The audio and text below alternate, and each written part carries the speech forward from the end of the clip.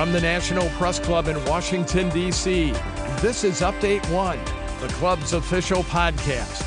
It features newsworthy stories originating from the NPC facilities, as well as broader topics related to journalism, communications, press freedom, and transparency.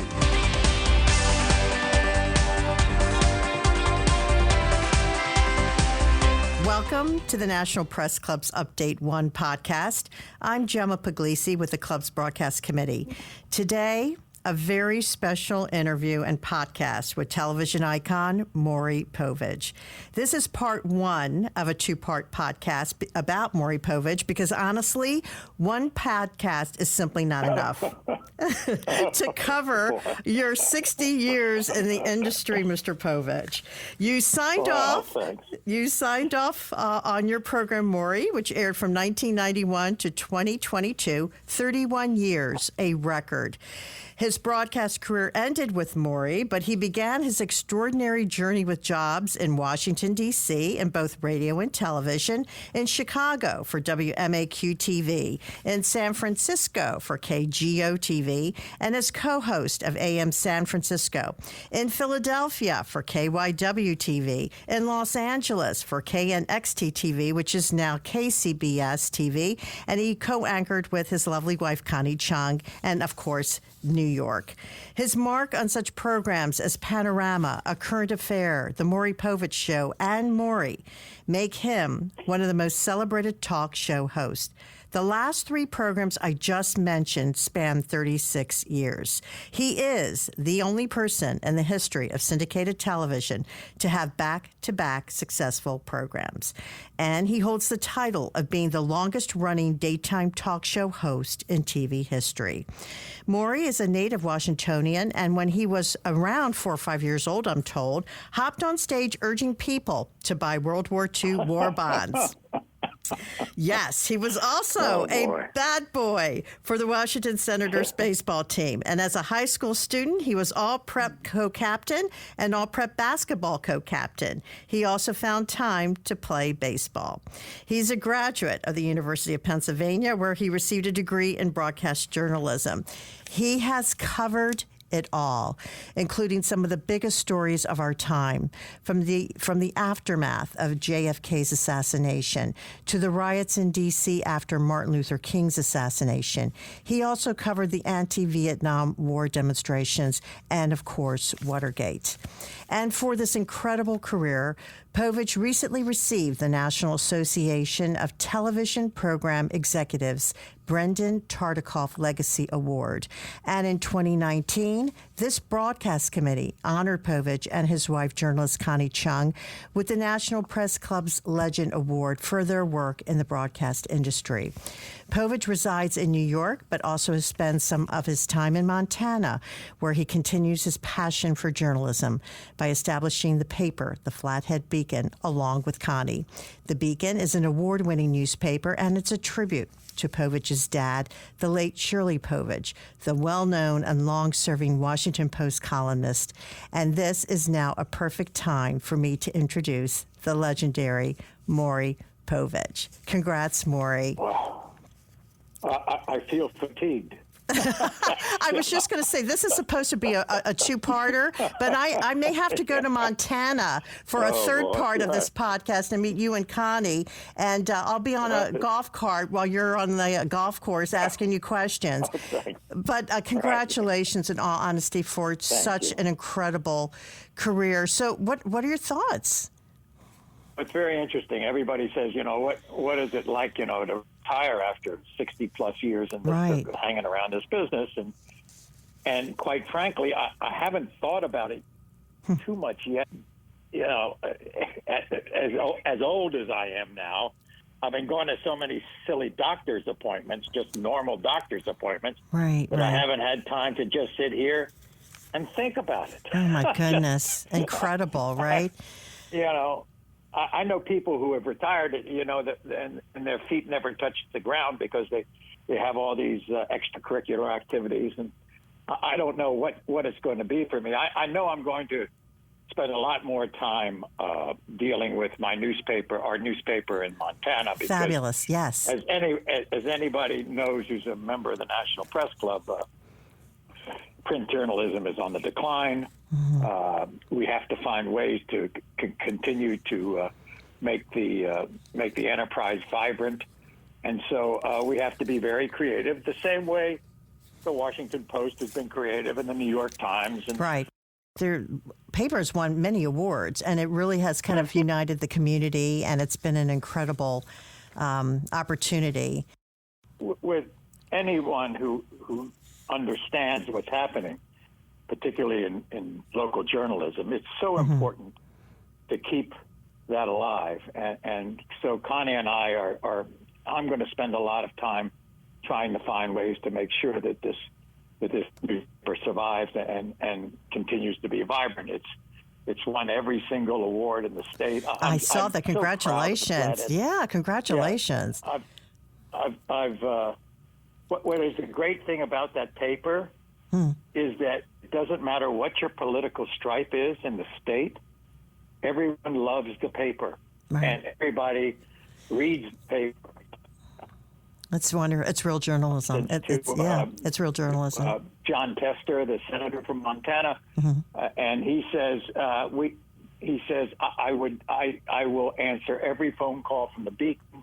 The same thing with the Republican representatives and senators. They interviewed by the Beacon time, and so I'm so proud of what we've done editorially with the Beacon, and now we just have to make sure that on the revenue side we can be vibrant.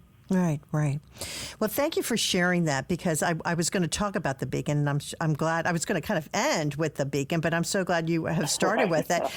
But now that you shared that, I now want to go back to your time in D.C. when this all started. When you grew up outside of D.C. I'm a native Washingtonian too, and I remember my dad coming home from work.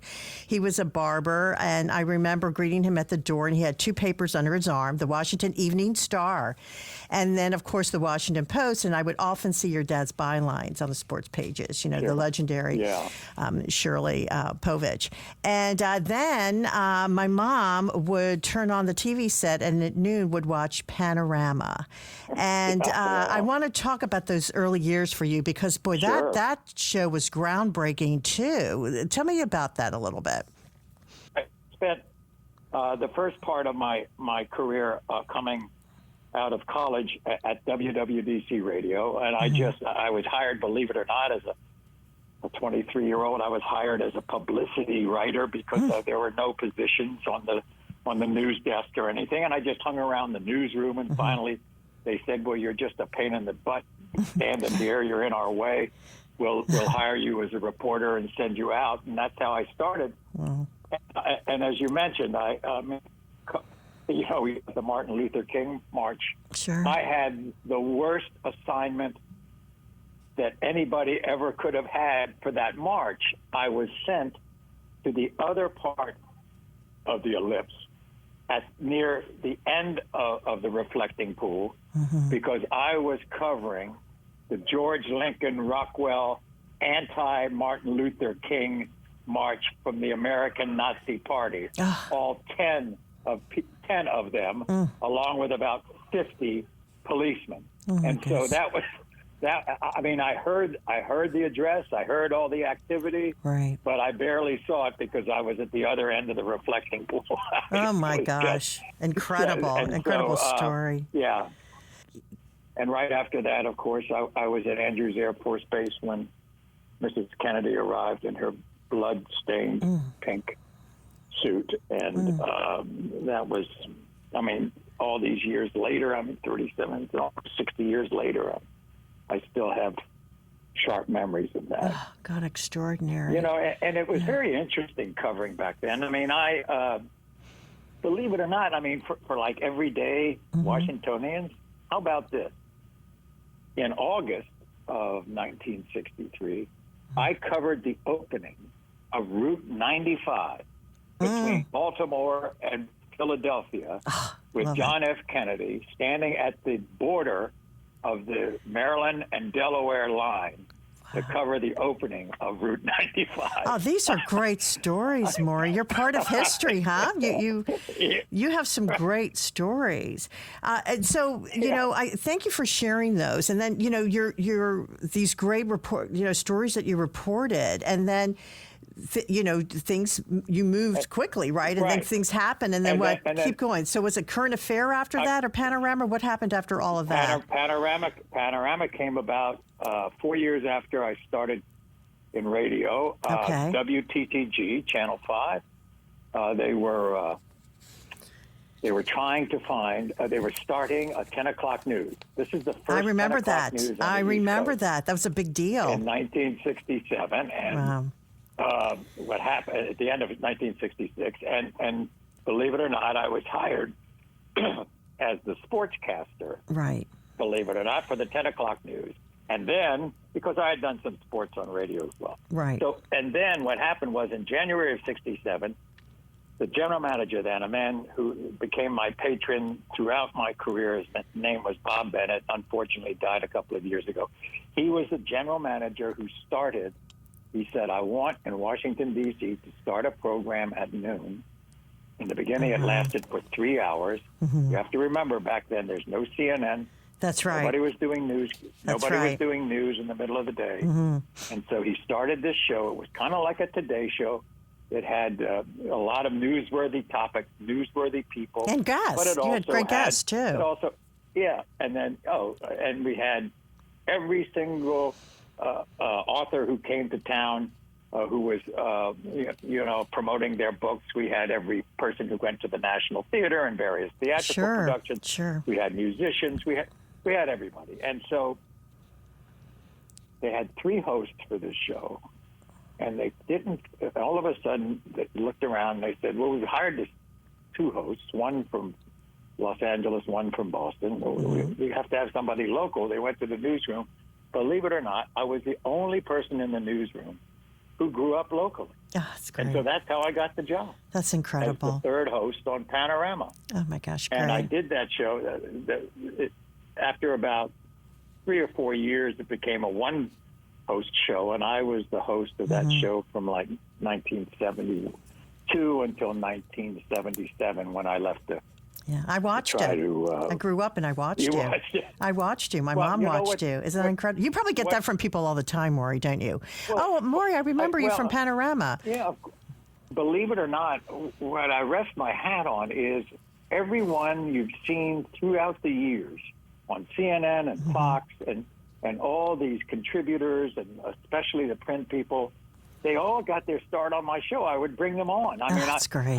I started Pat Buchanan. I started John McLaughlin. I started Evans and Novak. I started even today. I started Juan Williams. I did. Sure.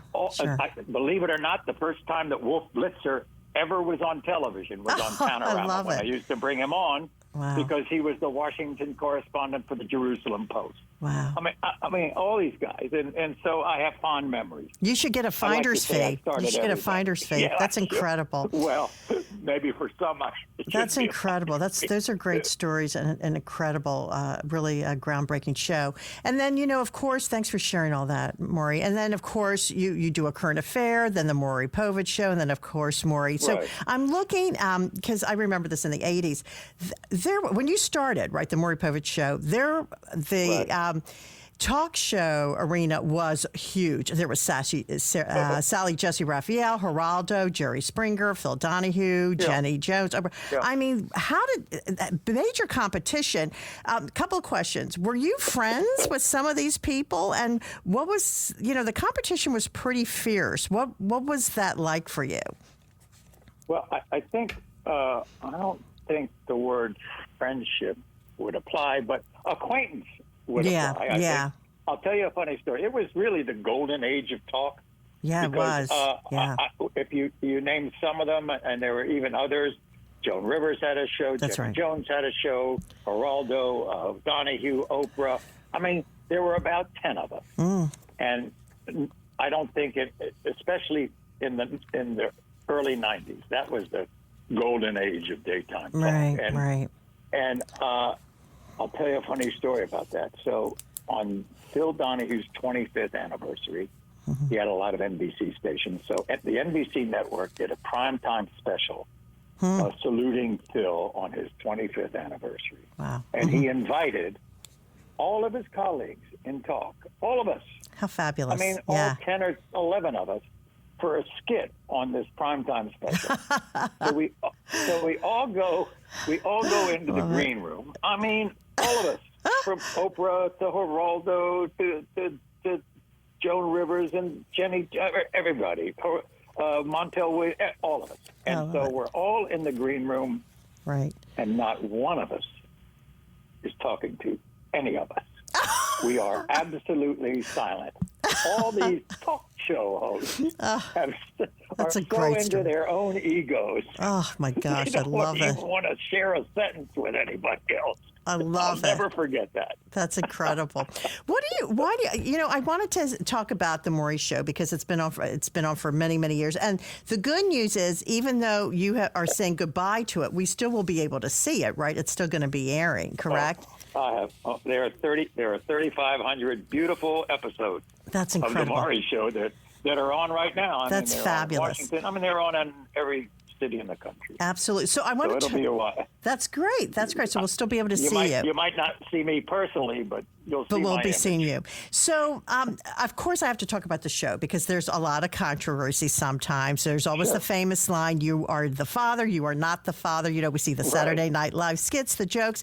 And there was a great article, obviously, you know, because you did the interview with LA Times reporter Greg Braxton. He interviewed you back in June when you were getting the Brendan Tartikoff Award. And he has a really good quote. He says, he talks about the show. He talks about, you know, the famous lines, "You are the father, you're not." And he says, and in each instance, Povich, with a mix of wisdom, authority, and warmth, was the calm at the center of the storm, taking on the role to TV's symbolic father figure, one he's held for more than 3 decades.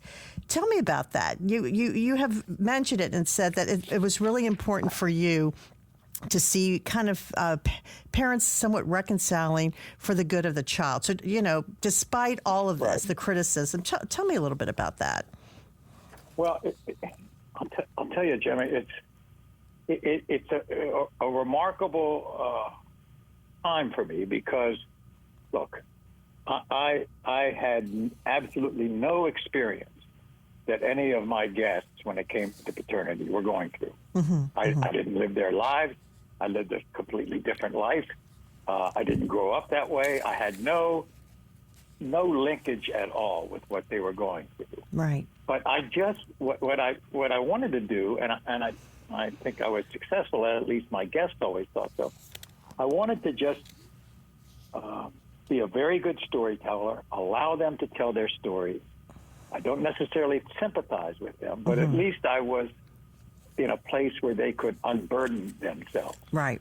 And even though I had no relationship at all to what they were going through, they somehow, and I don't know whether maybe it's just human instinct on my part or whatever, they seemed to allow me to be part of their family. Maybe I was an older brother, maybe I was an uncle, maybe I don't think I was the father figure, but I got the feeling that they felt comfortable enough for me to allow me to be in their home and in their place where they could tell me and tell the country about what they were going through.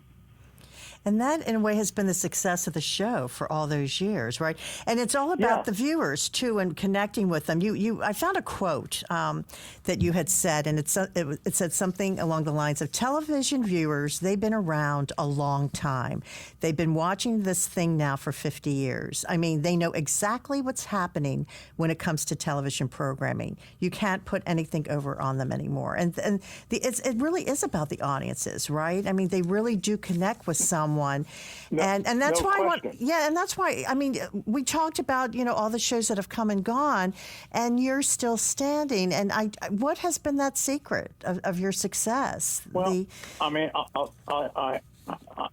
to talk to you about a person who many of your listeners don't like, feel alienated against, but I will tell you, back in the day, well before everybody knew about this man, he came into my life, and his name was Roger Ailes. When I first started to do talk shows with Paramount, I was coming out of A Current Affair. Now, A Current Affair was a very successful show. It really changed television news forever. And but if they do all these focus groups and research and everything, and they found out that my Q ratings, and there's this recognizability and pluses and minuses, advantages, this, of it. I had a very high Q rating in terms of everybody knew who I was. Right. But because of A Current Affair being an edgy show, that I had a kind of a negative rating along with a positive rating. And so the Paramount people, when we started to do the first talk show, they said, well, we got to change that view that they have of you. So they hired this research consultant named Roger Ailes. Roger was out of the television business. This is long before Fox News. And he said to me, he said, you have to change how people feel about you. And I said, well, how do I do that? He says, this is like a campaign. This is an election. You have to knock on doors. They have to open the door, and they have to welcome you into their house. And they have to want you to have a meal with them. They want you to be able to sit on the sofa with them and watch TV. So you have to show your vulnerabilities. So I started the promotional campaign where I talked about I was a divorced father of two. I had failed in my first marriage. I had been fired from several positions I had when I was going around the country trying to make it as a news anchor. I had all these vulnerable aspects of me. And I think, by the way, and it was also during the time when Oprah was showing all of her vulnerabilities, about her background and what she had to go through and all the terrible times that she had growing up. And so it kind of worked. Yes. I mean, it worked in terms of people were able to see me differently than they had when I was anchoring for 5 years on A Current Affair. And everything that everybody talks about Roger, and I never knew Roger later on in life, but for those early years, he was very beneficial to me. Thank you for sharing that. I'm Gemma Puglisi. My thanks to Mike Hempen and Mark Hambrick, Adam Cano, and all my colleagues on the broadcast committee here at the National Press Club. Thanks for listening. You have been listening to Update One, the official podcast of the National Press Club, the world's leading professional organization for journalists and a vigorous advocate of press freedom worldwide. If you have any questions or comments about Update One, send an email to updateonepodcast@gmail.com.